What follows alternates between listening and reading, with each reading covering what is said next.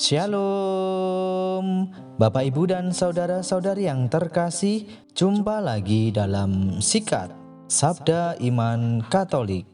Hari Minggu Prapaskah keempat, 27 Maret 2022. Bacaan dari Injil Lukas bab 15 ayat 1-3, dilanjutkan ayat 11-32. Marilah kita siapkan hati dan pikiran kita untuk mendengarkan sabda Tuhan. Semoga Tuhan beserta kita, sekarang dan selama-lamanya. Inilah Injil suci menurut Lukas. Dimuliakanlah Tuhan. Para pemungut cukai dan orang-orang berdosa biasa datang kepada Yesus untuk mendengarkan Dia. Maka bersungut-sungutlah orang-orang Farisi dan ahli-ahli Taurat, katanya, "Ia menerima orang-orang berdosa dan makan bersama-sama dengan mereka." Maka Yesus menyampaikan perumpamaan ini kepada mereka. Ada seorang mempunyai 2 anak laki-laki. Kata yang bungsu kepada ayahnya, "Bapa, berikanlah kepadaku bagian harta milik kita yang menjadi hakku." Lalu ayahnya membagi-bagi harta kekayaan itu di antara mereka. Beberapa hari kemudian anak bungsu itu menjual seluruh bagiannya itu, lalu pergi ke negeri yang jauh.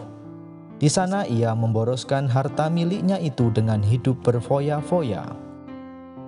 Setelah dihabiskannya harta miliknya, timbullah bencana kelaparan di negeri itu, dan ia pun mulai melarat.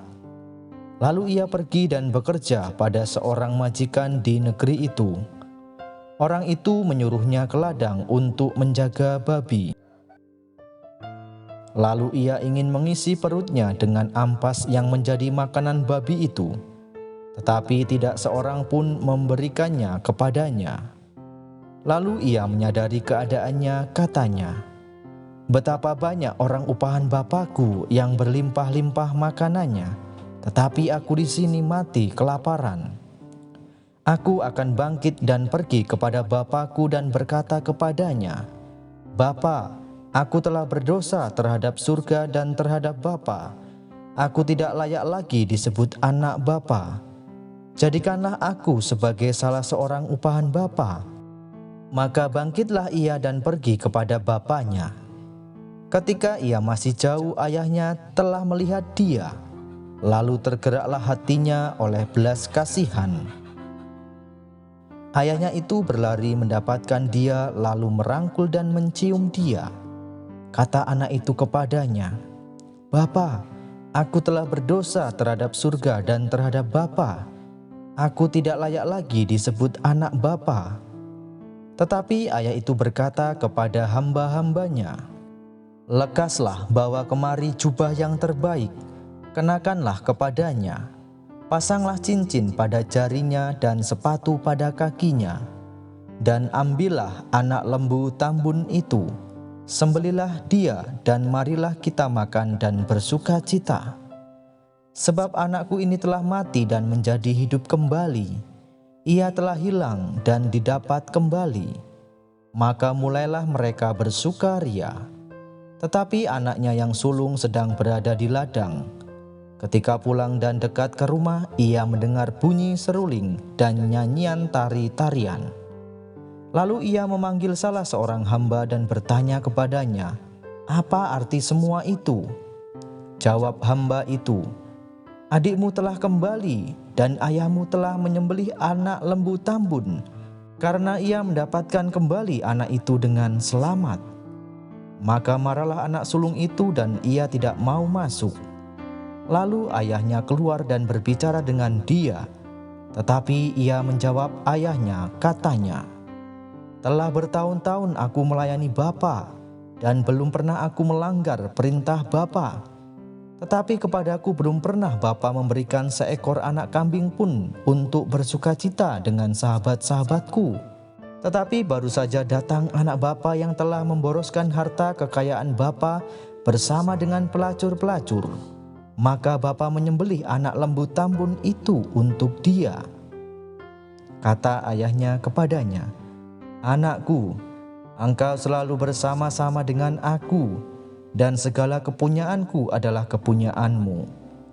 Kita patut bersukacita dan bergembira, karena adikmu telah mati dan menjadi hidup kembali. Ia telah hilang dan didapat kembali." Demikianlah sabda Tuhan. Terpujilah Kristus.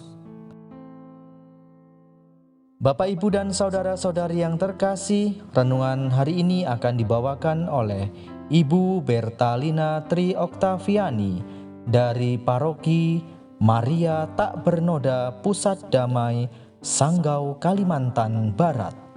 Selamat mendengarkan.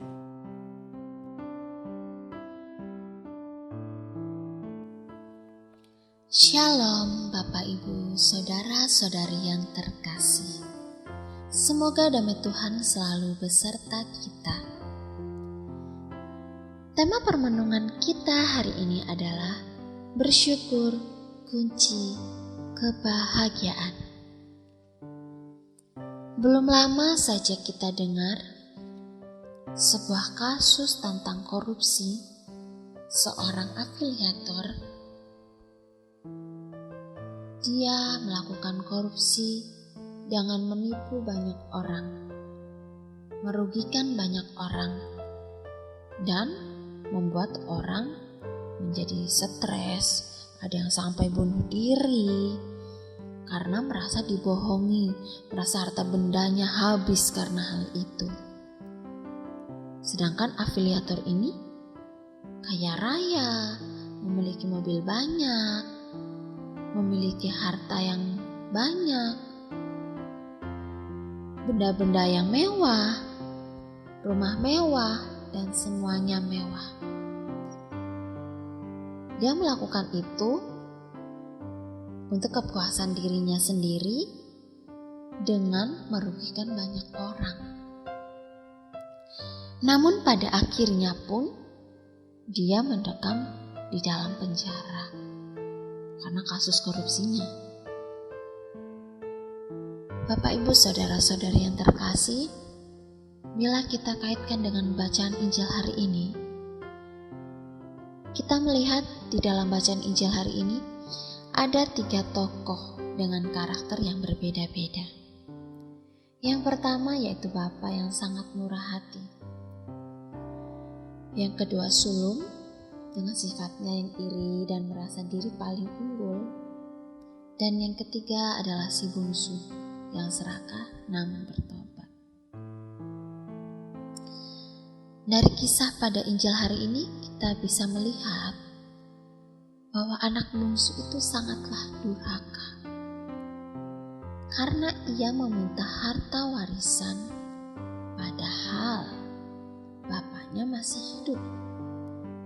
Sedangkan hal warisan seharusnya diberikan ketika bapaknya itu sudah tidak ada atau sudah meninggal.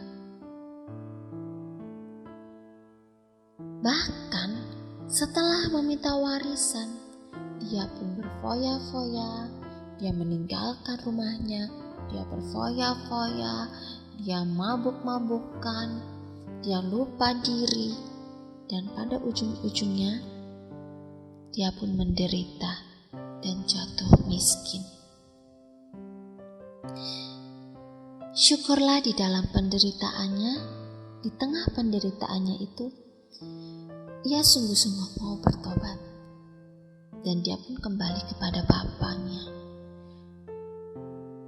Si bungsu benar-benar bertobat dengan berseru, "Bapa, aku telah berdosa terhadap surga dan terhadap Bapa. Aku tidak layak lagi disebut anak Bapa. Jadikanlah aku sebagai upahan Bapa."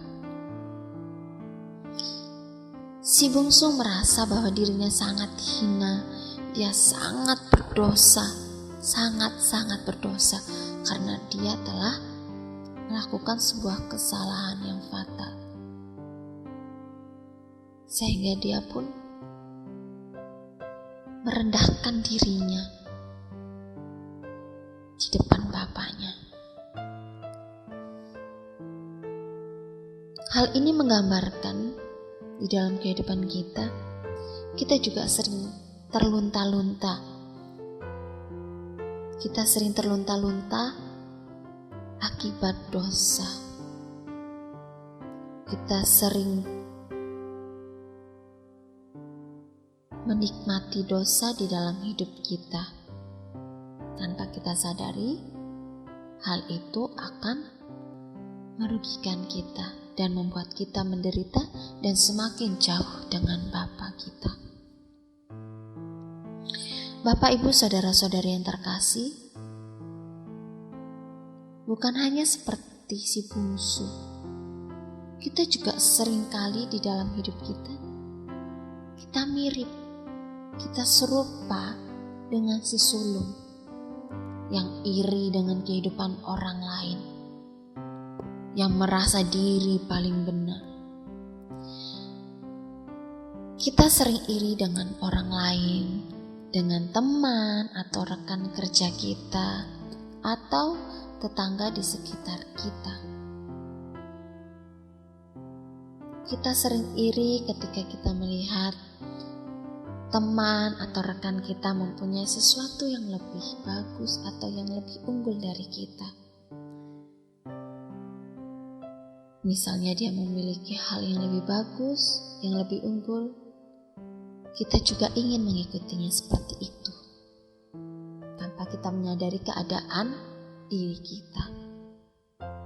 Kita seringkali iri dengan perkembangan orang lain, dan merasa ketika ada orang yang lebih dari kita, alah, dia nih seperti ini, dia bisa kayak gitu pun karena ini. Alah, pasti ada orang dalam. Alah, dia bisa beli itu karena ada tuyul. Dia bisa beli itu karena memiliki pesugihan dan lain-lain sebagainya. Seringkali kita melakukan hal itu karena kita iri. Kita tidak mau orang lain berkembang dan berubah. Seringkali kita tidak menyadari bahwa apa yang kita miliki adalah sebuah berkat, sebuah rahmat yang patut disyukuri. Kita perlu bersyukur dengan semua keadaan dalam hidup kita. Kita tidak perlu khawatir dengan keadaan diri kita. Kita juga perlu menyadari kemurahan hati Bapa kepada kita setiap hari, sehingga kita tidak perlu menyamakan diri kita dengan orang lain, iri dengan orang lain, dan tidak mau orang lain berkembang atau lebih unggul dari diri kita. Bapak, Ibu, saudara-saudari yang terkasih, marilah kita bersama-sama kita tinggalkan sifat kita yang serakah, yang iri dan merasa diri kita paling benar. Marilah kita bersama-sama di masa retret agung ini, kita benar-benar mau bertobat. Kita tinggalkan sifat-sifat buruk kita, iri, serakah, dan merasa diri paling benar, dan sifat kurang bersyukur. Marilah kita menjadi pribadi yang lebih bersyukur dengan semua keadaan diri kita.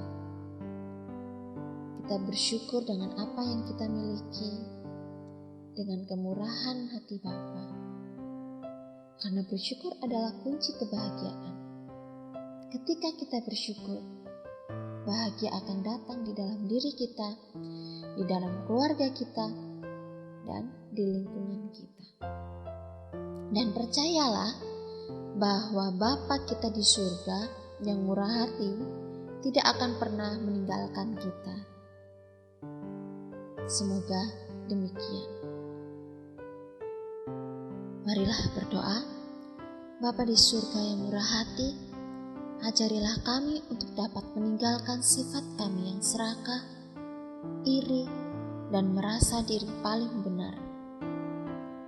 Jadikanlah kami pribadi yang mau terus bersyukur dengan keadaan diri kami.